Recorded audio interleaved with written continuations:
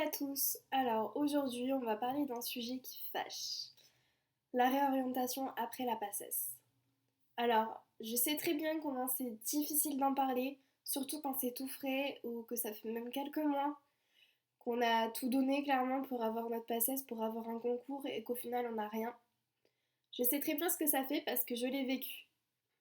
Je sais pas si je vous l'avais dit avant, mais moi en PACES, mon but c'était au final d'avoir médecine et après de devenir pédiatre.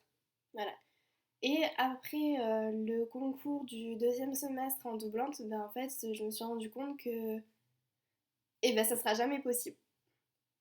Pendant mon année, je le savais. Du coup, je m'étais un peu orientée, entre guillemets, toujours dans la PACES, vers les concours de sage-femme et de kiné. Et malheureusement, même en ayant travaillé pour eux aussi, j'ai pas été reçue. Malgré avoir validé mon semestre et tout ça, j'ai pas pu. Du coup, clairement, j'étais au bout de ma vie, je pense comme tout le monde qui échoue en PACES. Et du coup, aujourd'hui, je voulais un peu vous parler de ça, justement, parce que je sais que c'est pas facile, je sais que je suis pas la seule. Clairement, j'en croise tous les jours des gens qui étaient en PACES à mon université et qui ont échoué comme moi. Et en fait, aujourd'hui, j'ai appris à relativiser, j'ai appris à voir les choses autrement, à me dire, en fait, peut-être que si j'ai pas été prise, c'est qu'il y a une raison. Alors je dis pas que c'est par un manque de travail, je dis pas que c'est parce que je m'en foutais, clairement pas. Mais au final je me dis que c'est peut-être une question de destin, on va dire. Parce que je me dis que si jamais je serais passée en médecine, est-ce que réellement j'aurais réussi à continuer à travailler autant pendant toutes ces années? Est-ce que j'aurais réussi à continuer à ne pas avoir de vie sociale, avoir une vie assez stricte dans les études? Au final, on se rend très vite compte qu'en fait, médecine, c'est peut-être pas fait tout pour tout le monde. Alors c'est vrai, là, ce métier, être pédiatre, c'était vraiment ce que je voulais faire. Je voyais que par ça. Je voulais vraiment être pédiatre, quoi. Je voulais que ça. Et je ne voyais rien d'autre. Et je sais que c'est compliqué pour nous, ceux qui ne voient rien d'autre que la médecine, de se réorienter, de faire autre chose, parce que tout simplement, on se dit que on n'arrivera jamais à faire autre chose que ça. Parce que c'est que ça, c'est la seule chose qu'on veut faire. Et au final, je me suis rendu compte là aussi que pour être dans la médecine, il n'y a pas besoin d'être que médecin. Je m'explique. Par exemple, en étant kiné ou sage-femme. Donc kiné, vous savez très bien qu'en France, on ne doit passer que par la bassesse. Mais on peut aussi partir en Espagne, à la frontière ou un peu plus loin en Espagne, et aussi en Belgique et tout ce qui s'ensuit, les autres pays où là, il y a un concours aussi, mais ce n'est pas la PACES. Donc c'est encore différent. Il suffit surtout d'avoir la moyenne et normalement on passe. Normalement. Donc la kiné, c'est encore possible pour ceux qui sortent de PACES. Donc pour dire, voilà, si vraiment vous voulez continuer dans ce domaine, allez-y. Pour ceux qui préfèrent tout ce qui est vraiment médecine, il y a aussi les infirmiers. Dans ce cas-là, tu as le concours qui va bientôt passer dans la PACES, on adore. Donc je ne sais pas du tout comment ça va se passer à ce niveau-là, après il faudra vous renseigner. Voilà, moi je sais que personnellement, infirmier ça me plaisait pas. Kiné c'était problématique pour moi parce que ça cumulait des frais que je ne pouvais pas engendrer. Et sage-femme du coup après c'était plus possible, plus réalisable. Donc je me suis orientée vers autre chose grâce un peu à ma mère.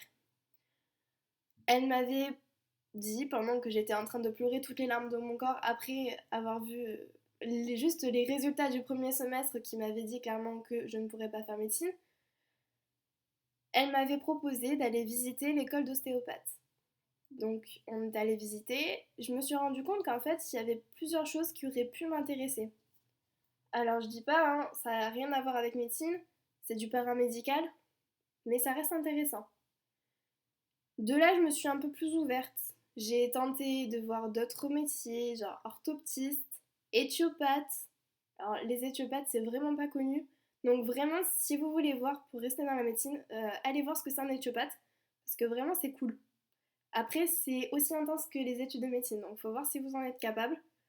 Maintenant, c'est cool. Suite à mes recherches après le premier semestre et le deuxième semestre, j'ai fini en fait au mois de juin par aller voir un peu ce que c'était un orthoptiste et un éthiopathe. Parce que surtout éthiopathe, on ne sait pas ce que c'est. On se dit, on voit la définition, c'est très vague. Donc moi, j'ai contacté un éthiopathe et un orthoptiste et je suis allée voir dans leur cabinet un peu ce que c'était des consultations. Et du coup, aujourd'hui, je prépare le concours d'orthoptiste. Voilà. Donc pour dire que vraiment, on peut continuer. La vie, en fait, ne s'arrête pas quand on n'a plus la PACES. Voilà. La PACES, c'est une parenthèse dans votre vie. On se dit souvent que ben, on a fait 2 ans pour rien. Je l'ai déjà dit, hein. Moi personnellement, c'est ce que je croyais.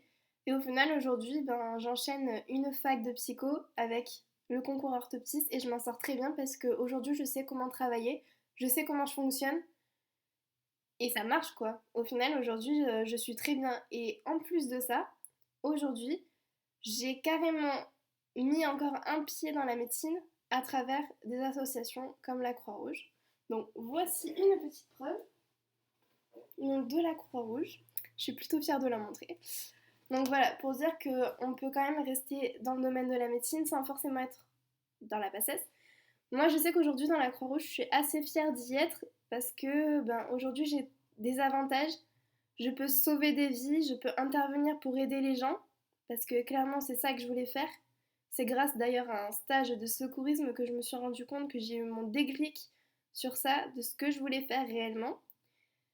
Et au final, la Croix-Rouge, je trouve que c'est plutôt un bon compromis. On n'a pas toutes les études de médecine, on a quand même des formations pour connaître un peu les premiers soins, les premiers secours. Et on aide quand même les gens, c'est-à-dire qu'on est utile. Et c'est vraiment ce que je voulais faire. Et au final, bah voilà, j'ai pas eu PACES. Je me réoriente vers du paramédical, mais je reste quand même dans le secourisme, dans l'aide à la personne, à la proximité du patient, ou du moins de la victime, par la Croix-Rouge. Donc je trouve ça super et je pense que les gens qui sont un peu comme moi, qui savent pas comment rester dans le domaine de la médecine, qui veulent se sentir utiles, je pense que la Croix-Rouge c'est vraiment un bon compromis. Après, il y a d'autres choses aussi, il y a d'autres associations qui peuvent vous faire vivre, qui peuvent vous sentir utile. Et vraiment, il faut pas rester cloîtré sur l'idée de la PACES en fait. Faut surtout pas rester cloîtré sur l'échec parce que ça va pas vous faire avancer.